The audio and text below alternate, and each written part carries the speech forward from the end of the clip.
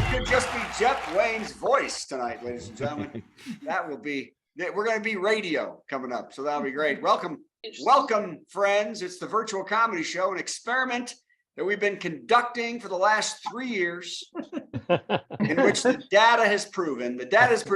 Now there is quantity over quality, and there's quality over quantity. But on this show, quality and quantity have nothing to do with it. We're more procrastination into panic. Okay. It's hard to have tough words in the monologue when you're tired. So welcome, everybody. We're hoping Big Daddy Jeff Wayne gets some video by the time he gets on. I'm Brad Tassell, and we have our true talents, Steve Goody and Patty Vasquez, here tonight, of course, the stars of our show. And they pick up the pieces after I've screwed up everything. And we have one of the greatest comics ever, at least his voice, Jeff Big Daddy Wayne, who's been on everything and everywhere. And one of the greatest musicians ever to mush. It's John Trentis, everybody. So let's hear for John Trentis. Yeah. And yes, you may all know the writers' strike is in full swing. Who knows that? Anybody? Yep. Yeah. So for those who don't know, it affects all those in the Writers Guild of America, which oversees everything on TV and film that you see. So right now, none of the late night shows have writers. No new scripts are and nothing's in production that doesn't already have scripts. And if you're wondering what the writers want, it is a piece of the billions in streaming revenues that the movies make. Their contract gives them residuals for resales, but not YouTube, Facebook, which now is a large portion of the income of many shows. And I believe the best way to end the writer's strike is a TV show hires me to be a writer. And after about 5 minutes, I'd lower the bar so far the networks would be begging to have the pros back. And I will start at $22,000 an episode. So, okay, so let's see what it would look like to hear the jokes on those shows by doing the jokes that I found on the back cover of a Reader's Digest of 1982. Here we go. 1982 in the back cover. Hey, well, they ran the Kentucky Derby on Saturday into the grave. Wow. Seven horses died the week leading up to the race. And 3 called in to say they're waiting on a negative COVID test before they left the house. The eventual winner of the race was Mage. Isn't that how you say that? Mage, right? The horse was a 15-1 long shot, and it caught the 2 fills in the home stretch to cross the finish line. All the while, the other jockeys could hear Mage's jockey going, "You could be number 8. You could be number 8." Better win.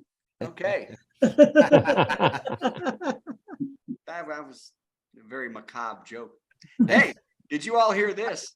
About 100 Kentucky McDonald's have been caught working children as young as 10. Some of them on school nights until after 10 p.m. and many without pay. Wow. The group that owns the restaurant said, "Hey, we believe in equality here in Kentucky. It doesn't matter if you're 10 or as old as 12. So it's okay if they work and let their husbands stay home with the babies." Yeah. Yeah. Glad Patty wasn't here for that joke. Hey, this is interesting. On an off note from the jokes, a buddy of mine worked what they call a bliss cruise. Who's ever heard of a bliss cruise? You know what that is? No. It is when swingers buy the entire ship and they just go around rubby, touchy, pokey all over the ship because they buy the whole thing. Oh, okay then. Lock off areas and they just go cabin to cabin. It's fun. Isn't that fun? Isn't it? People ask why they call it a bliss cruise. I think it's because the first thing they do when they get home is look for blisters. Oh, good. It's an ooh week. I'm so thankful. Now, I have heard that some people try and swing on regular cruises and they have a secret sign to let others know that they want to swing and that that's their interest. Does anyone know what the sign is that they pineapple? Upside down pineapple. Otherwise, on the door it's of their cabin. otherwise it's a Steve, SpongeBob thing. how do you know? Yeah. So Steve has been on a few cruises, I see. So it's an upside down pineapple in the door, which seems like the exact wrong fruit to use. I don't know. I don't know if I want a thorny pineapple shoved anywhere.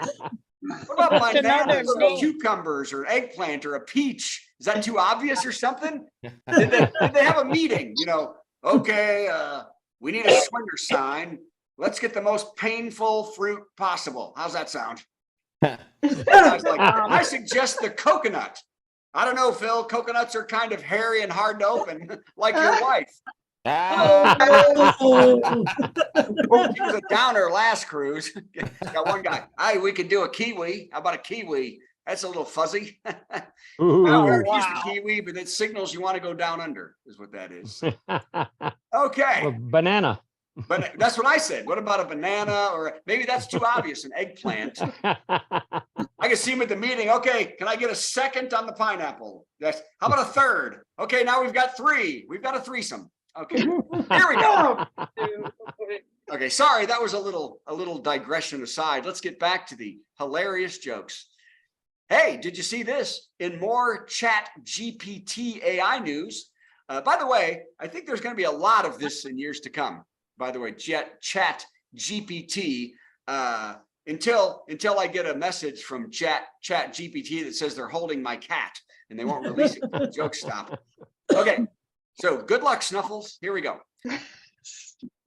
So in Chat GPT news, it has proven itself better at picking winning stocks than every fund manager and financial guru. Did you see that? 38%. 38 to 1, it picks better stocks than all fund managers. The bot beat the human stock pickers by more than 5%, which was proven by the fact that Chat GPT is now self-driving Alexis. Alexis. What's Alexis? No, who's Alexis? Never mind. Who's Alexis? She was the girl from the Schitt's Creek. Right. She got an upside down pineapple. That's right. I wish. I don't. You could. I'm married. I'm fine. Things got weird. Let's get back to something here. Hey, the MTV movie and TV awards aired yesterday, which is apropos since they haven't played music in 35 years. Tom Cruise accepted his golden popcorn statue while flying a plane to another award show he cared about. Some wondered if the show would be hampered by the ongoing writer's strike, but when asked, an MTV executive said, "What's a writer?" Is that like that green M&M thing? Yes. I'm going to skip the next one because it doesn't make sense. Okay. Actually, I'll tell it to you, but it doesn't make sense. Bronny James is the son of LeBron James, and he's committed to the University of Southern California. I don't know if you knew that. Yeah. There was a bit of a funny moment when the young James was signing to the school, and he actually wrote a check. And the dean said, "No, you're not buying the school. You're just coming to play here." That makes sense. I'm sure that makes sense. They're just so rich they could buy them. They own a college. They own. Okay. There's a lot in there. Hey, SNL was supposed to have a new show this last weekend with host Pete Davidson, but the show had to be canceled, not because of the writer's strike, but because Pete had slept with the entire cast's mothers and it became awkward. He likes older women. All right. Now I think we're coming down to the end here. No. Two more. A climate group was arrested in Italy when they dyed the water of Rome's famous Fontana di Quattro Fiumi fountain black. They dyed the water black. Ooh. The activists were protesting how climate change and humans are destroying the clean water on the planet. Authorities in Rome now have to waste a bunch of fresh and clean water to wash the toxic dye from the fountain. And the protesters will sit in prison and try to grasp the irony of destroying the water in a fountain so that we can destroy more water. Okay. And last but certainly least, by the way, I wrote these jokes 10 minutes ago. Parrot, Chicago Improv is trying to join. Hey, it's Marshall and Nancy trying to join late. Hey, guys. They already know to come in after I'm done. Oh, I'm gonna go back and do them all again for those two. No. Hey, Marshall and Nancy, if that's you and you're in. Hey guys, Hey, Hey, you Brad. came in just in time for my last joke, you son of a. I'm sorry. I looked up virtual comedy show and there's like a million of them. .com, virtualcomedyshow.com. There's Yeah, only I one. finally remembered that. Okay. You and I'll talk later.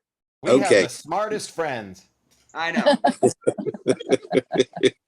Okay, I'm gonna do one more, and it's gonna be 3 in the morning. Go ahead. Parrots are learning to video chat with other parrots over iPads on FaceTime. The nice. birds have learned to ring a bell every time they want to squawk with a pal. Mostly the birds are making calls. They have found that all they want is crackers, but none of them seem to have them. The other main thing that I heard was, so your name Polly too? Okay. There's Steve Vinny, everybody. Hi. Yay! Yay. Brad Hi. Tassell back in the US of A.